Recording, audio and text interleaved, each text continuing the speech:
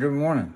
I wanted 15,000 EMS calls, and I just got upset thinking about another call. But let me tell you about this call. Sorry.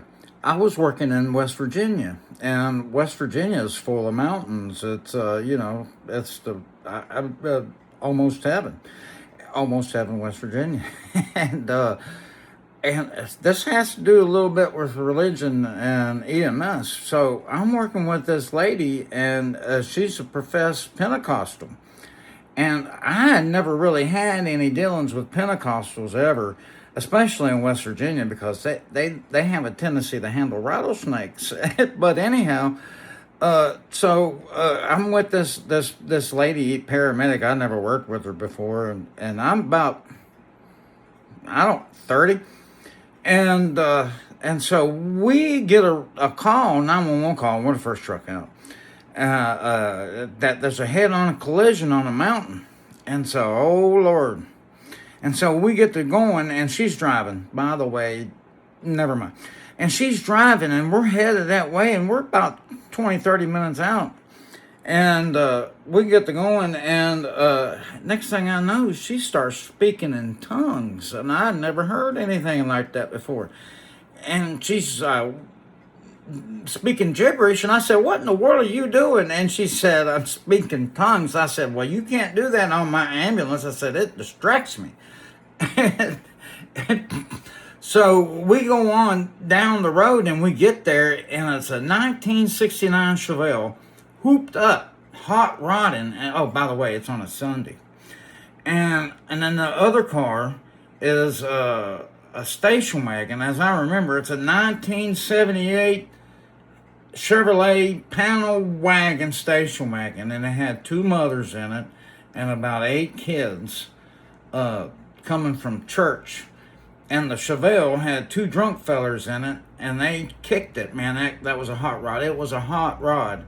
And when we got there, the mother, back in the day, cars were so big, it was hard for people to get hurt in them.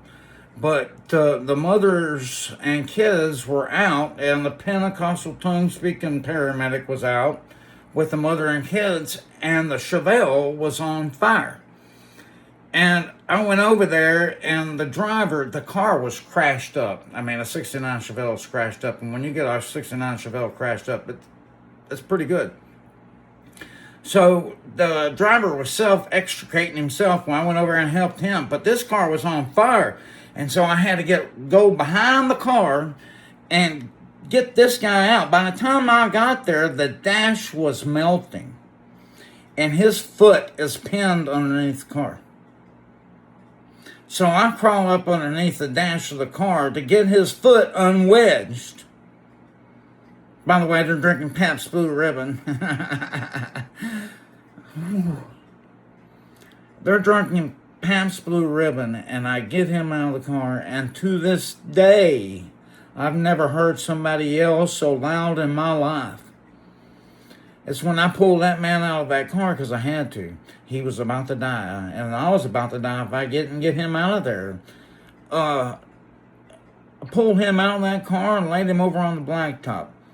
Now, his right hip, right there,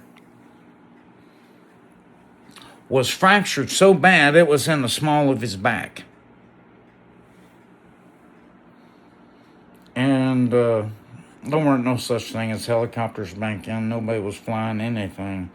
So we had to wait for the cavalry to come in. We took everybody to the hospital. And we were the last ones out. The hip guy, he was the first one out. And that's the way triage works. The first ones in are usually the last ones out. And the worst ones are the first ones out. That was not the first call I ever run with that crazy. Well, she ended up being really crazy. And so we'll rack this up to crazy paramedics, crazy calls. Thank you for watching.